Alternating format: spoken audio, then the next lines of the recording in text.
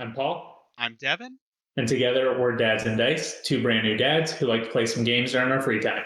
Yeah, and we just got done with a playthrough of Feast for Odin.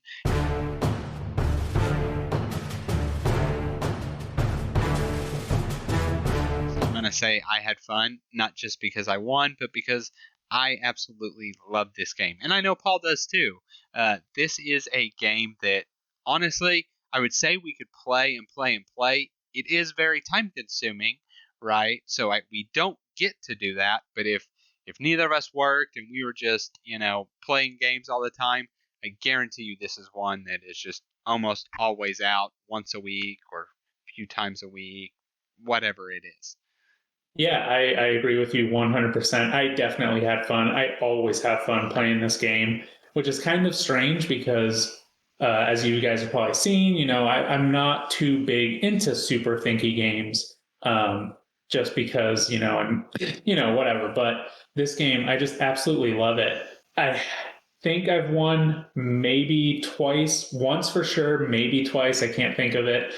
So it's not like it's a game that I just like playing because I know I'm going to win it. Most of the time, I go in knowing I'm not going to win it. But it's just so well made. I honestly think this is one of Rosenberg's. I think this is his best game that he has. This one and then Patchwork. This one's kind of a mixture of Patchwork. But yeah, it's just a great game. Yeah, and to go into Paul, it's not that I am the perfect player, the best at this game, but this is it hits on my strengths. This is the type of game that I really enjoy. Right, I can really puzzle out and whatnot. I do agree as well. This is Uwe Rosenberg, in my opinion, best game, and I've played, I think, almost all of his games. Um, I think with the one people have some minor complaints about the base version of this, and we've played it before with the Norwegian expansion where it it really is a Feast for Odin 2.0, and it kind of tweaks those rules and makes things like the animal breeding a whole lot better.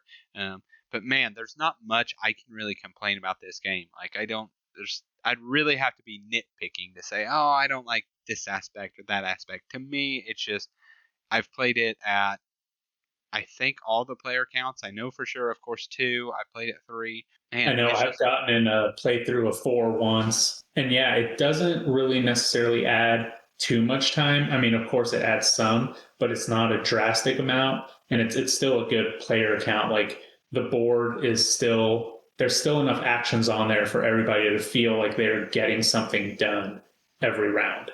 yeah. And I think that what this game does so well is, to me, it doesn't feel soft. You can go different strategies and all be in a competitive range of points, right? Like I would say for me, an average scoring is probably somewhere in the range of what I am now, 124, 120, 25, to about 145, 150, right? Like that's I've played it enough to know that that's what I typically score. I might get lucky occasionally where I have a heavy, maybe say rating, and I hit really well on dice and fill out boards and get a good island that I take advantage of. And but for the most part, all of my scores are within that range. And I think what really brings the variety is occupation cards, right? This is actually, for me, one of the least amount of occupations I've played, ending the game with two, right? Like I got some that just did not synergize well, and I kept kind of digging for more, hoping to hit one that synergizes. But like they really do. You get that occupation. Like I'm gonna flip over here to your board real quick.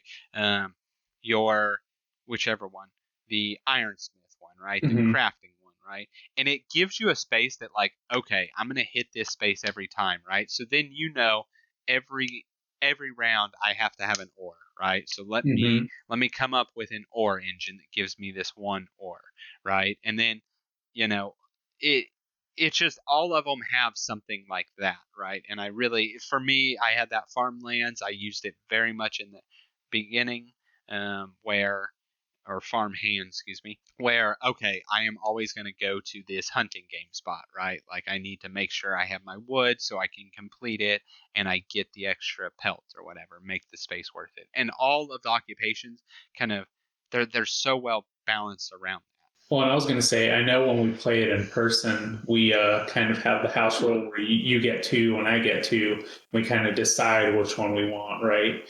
So that way you can kind of craft it a little bit more to what you want your strategy to be so that you can kind of, I don't want to say to synergize it then because you still don't know the other occupation cards that you're going to get, but at least you have something that you know how to do and that's going to be your main goal, right? Like today you said, this isn't normally the strategy that I would do.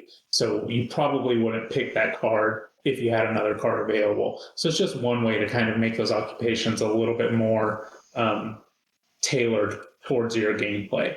I agree with that. I almost always, or I should say almost like, am against house ruling things, right? Like rules were written this way, right? They may have errata here and there and you follow that, but like I want to play the game the way it was supposed to be played, right? That it was designed to be played. This game, I've done it that way. I've also done, and I'm not sure I've played with you, where you have the open market of occupation cards, right? Where I don't know if you remember doing this, we have 3 face up, and then every time you play either something in the third column or the space that lets you draw an occupation, you can choose one of those 3 or draw random, right? It makes it where you know what's out there. You can. That is the one, I guess, right? I said I don't know exactly what's complaining about this. That, I guess, would be one of my complaints is, I mean, there are, I think, 200 occupation cards. It's a ton, right? And so you can whiff, right? Like I drew 3 in a row that I would consider a whiff for my strategy, and it was in the middle of the game. It was at a point I could not switch my strategy, right? It would have hindered me more to try and tailor it. So that is the randomness of just drawing one of those occupations that could be for, in my case, having to do with animals or animal breeding. And I'm halfway through the game, I have no animals, and they will not pay off if I try to do it.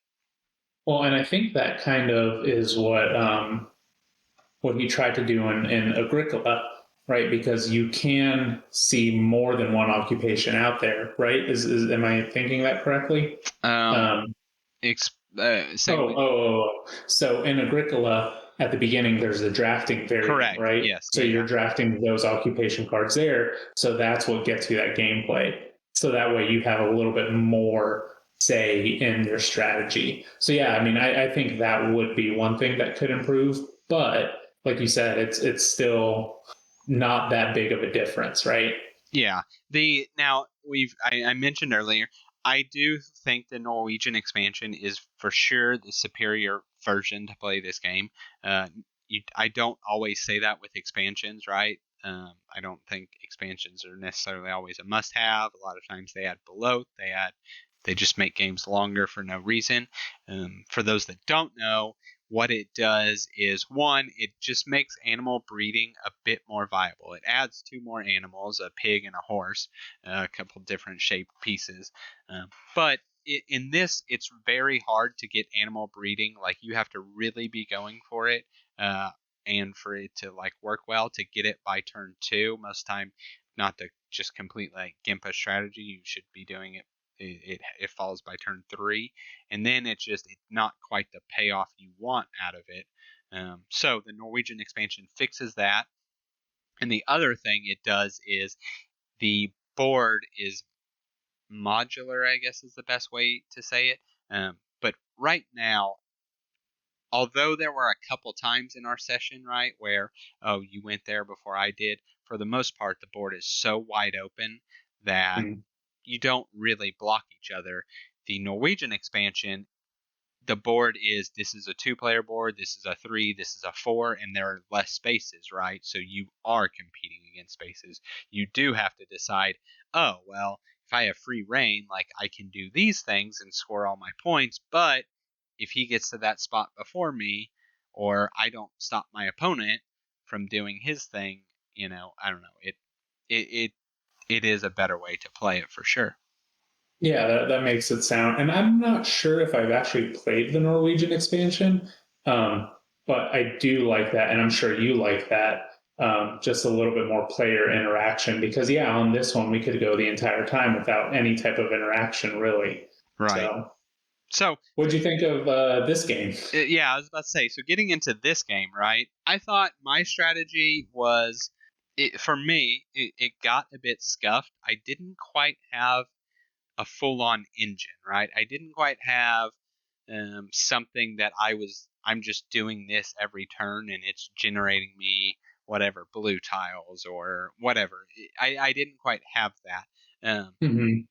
I will say, I think the turning point in the game for where like it really took off for me was you got the early island, and I think that was a great play. Um, Going to Shetland, Hmm. right? It's quick income. It has the, as we said, the silverware, the barrel, right? It's got some bonuses, right? And it's not a whole lot of points, but it's easy to get. You're able to get to it the first round of the game Hmm. with a boat, right?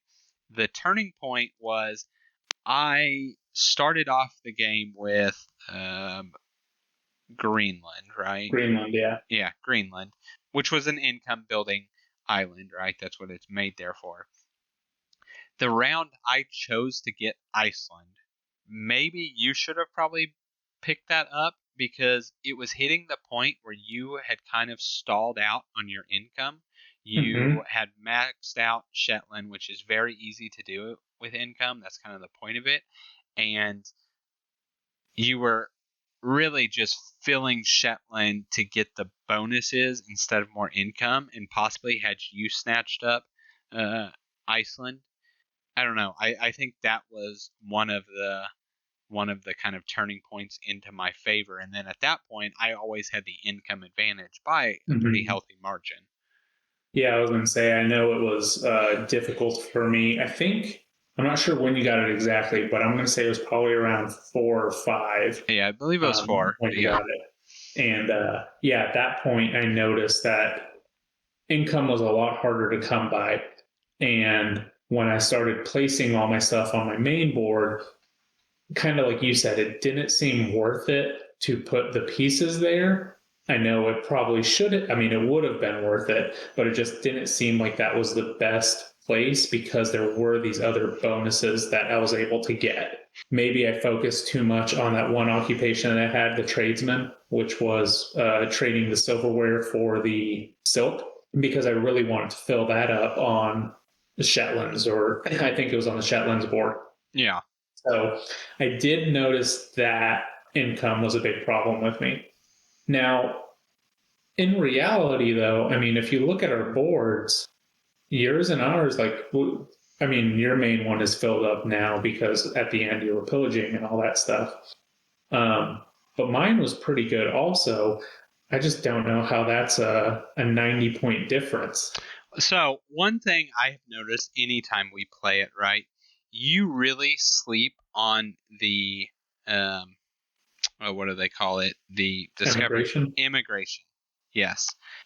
I guess you have 4 of them, yeah. Right. So whichever boat you immigrate, it doesn't matter which one. It's a 13-point turn, right? So doing that with two people, getting 13 points is pretty big. Think about other spaces that are a two-person space, right? Like the space you were going to with your Mm-hmm. ironsmith skill, right? That is using two people to get a chest and a coin, arguably five Mm-hmm. points, right? So you're using two people, spending a resource, getting 5 points.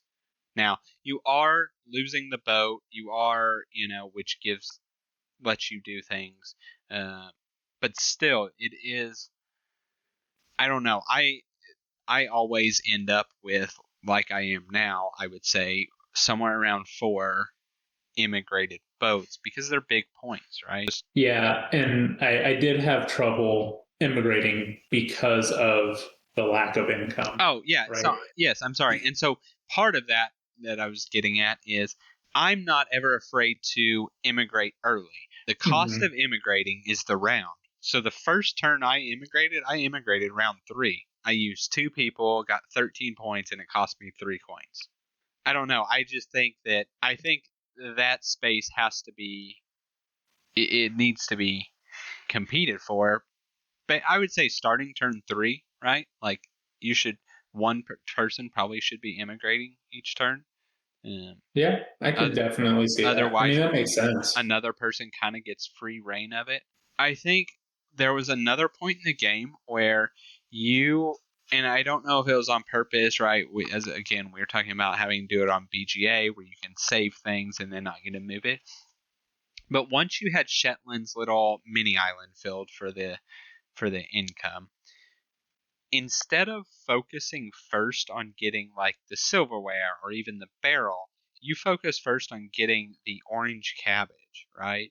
And Hmm. this is a game where you never really struggle to harvest or to feed your people, right? Like I've never played a game where a person's just like, oh, I can never feed my people, right? I think in all the games I've played, I might have seen a thing penalty twice, right? Maybe 3 times. That I don't know if that was the best choice, right? Because you used a whole lot of pieces to get that orange when you could have at least been generating that blue, or at the very least, since you turned out to starting to fill your main board, you could have been pushing up your income that way. So I will say, and it's a rules mistake that I made, and I realized that at the end, I just forget that you can fill. I was thinking you had to fill from bottom up, right, from down up to the right of the board. I forget that if you don't have the coin covered, the income covered, you can fill it up. Yeah, kind of like the way I do it, right? Exactly. It's kind of Yeah. cheesing it, right? I finagle filling up all those negatives without ever having to cover. And that was honestly, I just forgot that you could do that without covering the income. So I started from the bottom, working my way up, and by the time I realized it, I had already done it. No worries, but I don't know. Yeah. It's one that I don't know. I could play this game over and over and over if it didn't take 2 hours, right? This game is very much like an hour a player, right? That is the one thing about this game. However many players you have, you're gonna put about an hour. I think we probably played a little bit longer than an hour, mostly because we were talking our moves through. Yeah. But I mean, like you said, I absolutely love this game. I think A Feast for Odin is definitely in my top 5 of games. And again, it's not because of win count or anything like that. I just think it's a really, really well made game. Yeah. And I would love to play it with anybody. Unfortunately, I can't teach it to anybody because there's so much going on. But that's why it's so awesome here, because you play it here and it really does kind of, like earlier, why isn't my occupation card working? Oh, yeah, I never played it. Yeah. Right? So, anyway, I think it's great. I love it. And I know you like playing it. So, it's going to definitely hit the table again sometime soon and for sure see what happens. For sure. Everybody, thank you so much for tuning into this. If you watched our playthrough too, the whole 2 hours of it, we really do appreciate that. Awesome. Whether it's this video, that video, please give us those likes on videos. They help us. They help YouTube push it to you. And in the same way, subscribe. We put out videos just like this. We want to make this content because it's fun for us, but at the same time, we also hope that people are watching it and enjoying it. Comment, tell us, what you like, what you don't like, how we played, make fun of us, whatever it is. We don't mind. We read it all. We respond to it all. It's the little community we're forming. Thank you. That's all I've got. We'll catch you on the next one.